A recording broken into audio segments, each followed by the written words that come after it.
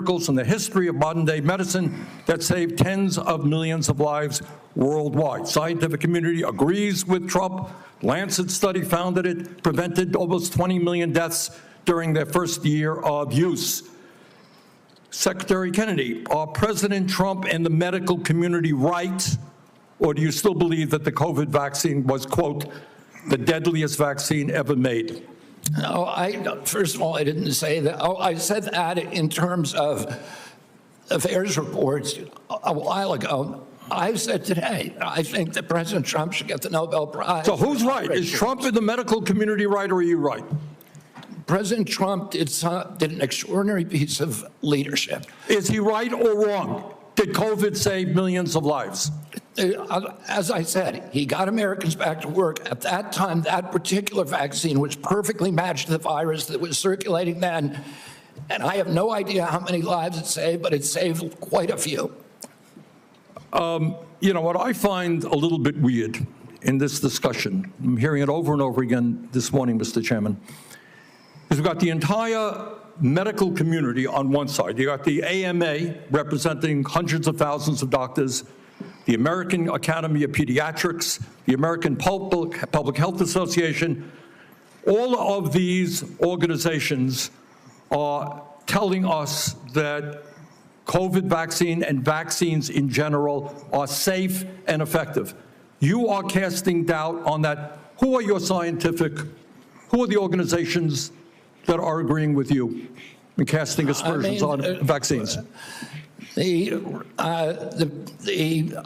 primary advisors are Marty McCary, Jay Bhattacharya, Dr. Oz, Vinay Prasad. So you got a few doctors who agree with you, and I'm giving you the name. Not a few doctors.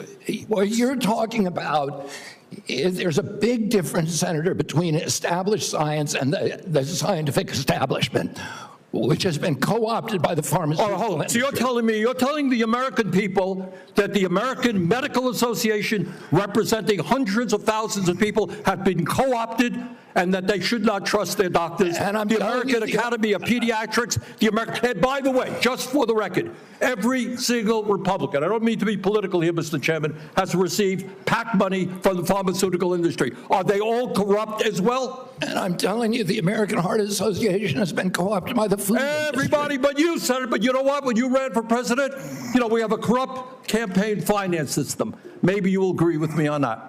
Okay, you were already president, you got a billionaire behind it. You received $300,000 from people, not from the industry, people in it, as I did, from individuals. You corrupt. President Trump got $3 million. Every Republican got corporate PAC money for the pharmaceutical industry. Democrats as well. Everybody is corrupt, but you? Is that what we're looking at? I don't think so. And I think the issue now... I don't even know what you're talking about. Well, I think you do know what I'm talking about. I don't know what you're talking about. The issue is every time anyone disagrees with you... Are you saying the pharmaceutical industry was supporting my presidential campaign? No, I'm saying... I don't think so. I'm not saying that. I'm saying that the pharmaceutical industry is a greedy institution which is charging us the highest prices in the world. They are pervasive.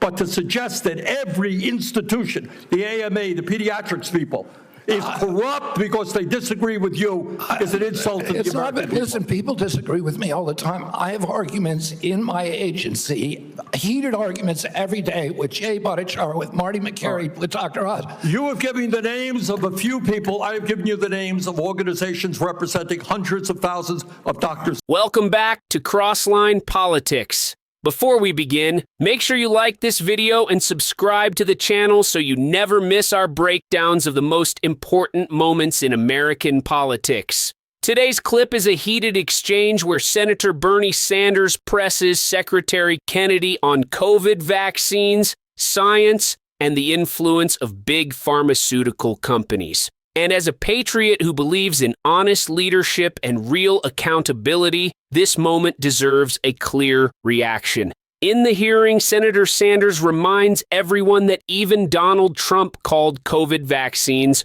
one of the greatest medical miracles of modern times, credited with saving tens of millions of lives. A Lancet study backed that up, showing nearly 20 million deaths prevented in the first year alone. Sanders asks a simple question: If the medical community and former President Trump agree on the life-saving power of the vaccine, why does Secretary Kennedy continue casting doubt? Kennedy tries to distance himself from his earlier claims and shifts the conversation toward pharmaceutical corruption, but Sanders pushes back hard. He points out that every major medical organization in the country, representing hundreds of thousands of doctors, supports vaccines as safe and effective. Kennedy, meanwhile, cites only a handful of advisors. Sanders challenges Kennedy's suggestion that the entire medical establishment is somehow co-opted just because it disagrees with him. As a patriot, I stand with Bernie Sanders here.